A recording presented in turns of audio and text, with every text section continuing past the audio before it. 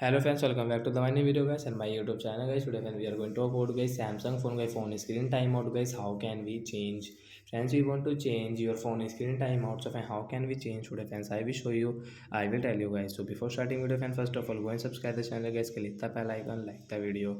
Friends, now let's see how can we change guys Samsung mobile phone screen timeout setting guys. So first of all guys, we will on guys our phone setting to change phone screen timeout. After on phone setting guys, click on guys your phone display setting guys. Tap on display setting, again scroll. Friends, you can see guys screen timeout. We will tap here.